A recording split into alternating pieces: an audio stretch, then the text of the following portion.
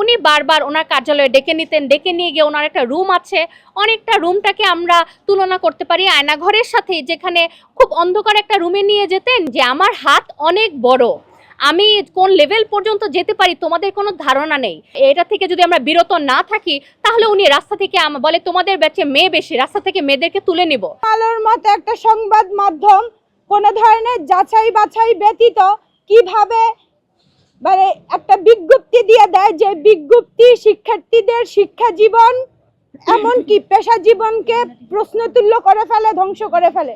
গত 5ই আগস্টের স্বাধীনতার পর আমরা আমাদের মেডিকেলের সার্বিক সমস্যা নিয়ে আমরা আমাদের কলেজের বর্তমান দখলদার আবু ইউসুফ মোহাম্মদ আবদুল্লাহ, যিনি বর্তমানে ঢাকা বিশ্ববিদ্যালয়ের আইবিএ ডিরেক্টর হিসেবে আছেন, তার কাছে বারবার আলোচনা করার চেষ্টা করি, কিন্তু আমরা যতবারই চেষ্টা করি ততবারই ব্যর্থ হই।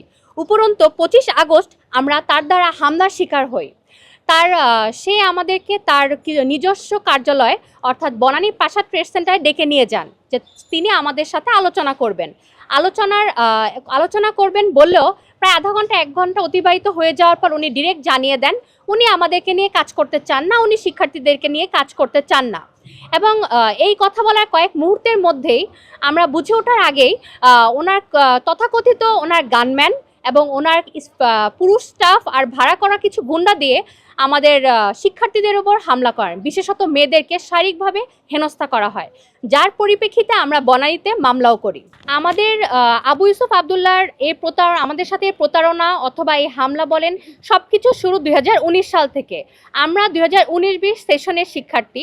19 সালে আমাদেরকে কিছু বিএমডিসির ভুয়া প্রসপেক্টাস এবং প্রথম আলোতে কিছু বিজ্ঞাপন দেওয়া হয় যে এই মেডিকেলের বিএমডিসি দ্বারা অনুমোদন রয়েছে এবং এটা সরকারি মন্ত্রণালয় দ্বারা অনুমোদিত, এই কথা বলে একটা বিজ্ঞাপন দেওয়া হয়, যেটার মাধ্যমে আমাদের বাবা মারাও আশ্বস্ত হন যে না, এই মেডিকেলের সব কিছুই ঠিক আছে এবং আমরা মেডিকেলে ভর্তি হই। করোনার পরে যখন আমাদের মেডিকেলে কোনো ব্যাচ স্টুডেন্ট ভর্তি হয় না, তখন আমরা জানতে পারি যে আমাদের মেডিকেলের ভর্তি স্থগিত এবং অনুমোদনও স্থগিত। আমরা অনেক দৌড়াদৌড়ি করে প্রিন্সিপাল ভাইস প্রিন্সিপালের কাছে গিয়ে তৎকালীন প্রিন্সিপাল ভাইস প্রিন্সিপালের কাছে গিয়ে জানতে পারি যে এই মেডিকেলের 2011 সালের পর থেকে এই মেডিকেলের এই ডাউনফলের শুরু। করোনার পরের যে ব্যাচ, ওই ব্যাচ ভর্তি নেওয়া হয় কিন্তু অবৈধভাবে ভর্তি নেওয়া হয়।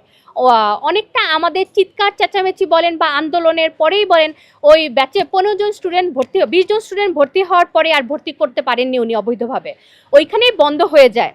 5 বছরের কোর্স চলাকালীন আমাদের নানা রকম উপকরণের দরকার পড়ে, এমন কিছু জিনিস থাকে, ফ্যাসিলিটিস থাকে যেটা আমাদের দরকার পড়ে, ল্যাব ফ্যাসিলিটিস থেকে শুরু করে যাবতীয় অনেক কিছু।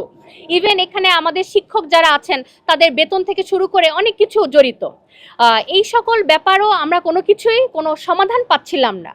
আমরা ওনার কাছে আবারও দেখা করি, উনি বারবার ওনার কার্যালয়ে ডেকে নিতেন, ডেকে নিয়ে গিয়ে ওনার একটা রুম আছে, অনেকটা রুমটাকে আমরা তুলনা করতে পারি আয়নাঘরের সাথে, যেখানে খুব অন্ধকার একটা রুমে নিয়ে যেতেন, নিয়ে গিয়ে আমাদের যে 7-8 জনকে নিয়ে যেতেন, সব মোবাইল টোবাইল সিজ করে রেখে দিতেন, আমাদের ফোন নাম্বার পরিচয় সব কিছু একটা খাতায় লিখতেন এবং আমাদেরকে একটা জায়গায় বসে উনি কথা বলতেন। ওনার আশেপাশে কিছু লোক থাকতো 4-5 জন, যাদের উপর দিয়ে আমরা কথা বলতে পারবো না, আর আমরা কথা বলতে নিলে আমাদেরকে একটা কথা, ওনার কিছু লাইন, মুখস্থ লাইন সবসময় বলতেন যে আমার হাত অনেক বড়, আমি কোন লেভেল পর্যন্ত যেতে পারি তোমাদের কোনো ধারণা নেই, এই মেডিকেলে অবৈধ ভর্তি যেহেতু করাইতে পারছি শেষও আমি করতে পারবো। তো তখন আমরা বললাম স্যার কিভাবে পারবেন, অবৈধতাকে বৈধ কিভাবে করবেন?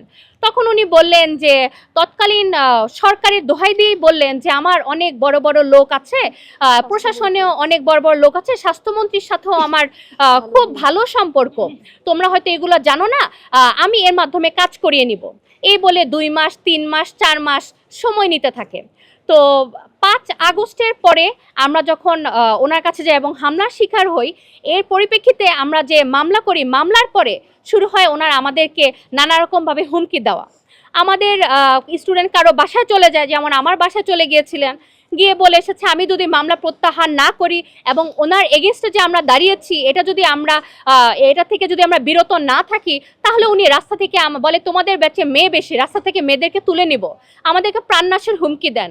এমনকি আমাদের সামনে ফাইনাল প্রফে কিভাবে পাশ করো সেটা দেখে নিব। মানে ওনার কাজ করলে মানুষও খুন করতে পারে, উনি আর কি নির্দেশ দিলে ওইরকম কিছু লোককে আমাদের মেডিকেলে পাঠায়। আপনারা হয়তো সকলেই জানবেন ভর্তির সময় আমাদের যেই মেইন ডকুমেন্টস আছে এসএসসি এইচএসসি সার্টিফিকেট সব কিছু আমাদের মেডিকেলে জমা দেয়া। এই এইচএসসি এসএসসি সার্টিফিকেটগুলোকে কোনো একটা কারণে উনি হচ্ছে আমাদের সকলের অগোচরে 2-3 জন লোক এসে এই সার্টিফিকেটগুলোকে ওয়ান কাইন্ড অফ চুরি করে নিয়ে যাওয়ার একটা প্রচেষ্টা চালান। আলোর মতো একটা সংবাদ মাধ্যম কোনো ধরনের যাচাই বাছাই ব্যতীত কিভাবে মানে একটা বিজ্ঞপ্তি দিয়ে দেয়, যে বিজ্ঞপ্তি শিক্ষার্থীদের শিক্ষা জীবন এমনকি পেশা জীবনকে প্রশ্নতুল্য করে ফেলে, ধ্বংস করে ফেলে। আপনারা বাচ্চাগুলাকে যেভাবে প্রশ্ন করতেছেন, আপনাদের টেন্ডেন্সি কি সেটা আমি বুঝে গেছি, ওরা হয়তো বুঝতেছে না। Don't do this. দেশের সাথে আর এসব করবেন না। এই বাচ্চাগুলো যদি মরে যায়, আমি তো বলতেছি এদের 91 জন থেকে হয়তো 80 জন টিকে থাকবে জীবন যুদ্ধে, বাকিগুলো কি হবে সেটা জানি না। আর তার মধ্যে শুধু 8 জন টিকবে মৃত্যু পর্যন্ত। বাচ্চাগুলোকে আপনারা যেই ধাপে এনে দাঁড় করাইছেন, এখান থেকে উঠাবেন কিভাবে? বিশ্ববিদ্যালয়ের অনুমোদনে চলতেছে, কিন্তু জীবনগুলো শিক্ষার্থীদের, ওরা ফেস করতেছে। 3-4 জন শিক্ষক মিলে কিভাবে 91 জন শিক্ষার্থীর ক্লাস নিচ্ছে। তাদের ইনস্ট্রুমেন্টগুলো বিক্রি করে টাকা নিয়ে চলে যাচ্ছে, তারা তাদের ইনস্ট্রুমেন্টগুলোকে বাঁচাতে পারতেছেন। আপনারা লজ্জা থাকা উচিত এই ধরনের পেঁচানো প্রশ্ন করার আগে। ওদের ক্যারিয়ারগুলোর দিকে তাকান। ওদের বয়স হয়েছে প্রেস কনফারেন্স করার। কেন বারবার 5ই আগস্টের পর বারবার দলের পর দল এসে সাংবাদিকদের সামনে এইভাবে মানে দাঁড়াইতে হইতেছে অপ্রস্তুত অবস্থায় নিজেদের দাবি নিয়ে? এটা কতটা যৌক্তিক? আমরা আদৌ কি ফ্যাসিস্ট মুক্ত হয়েছি? তো অবশ্যই বাচ্চা কাচ্চার কথা এখন বিবেচনা করা উচিত।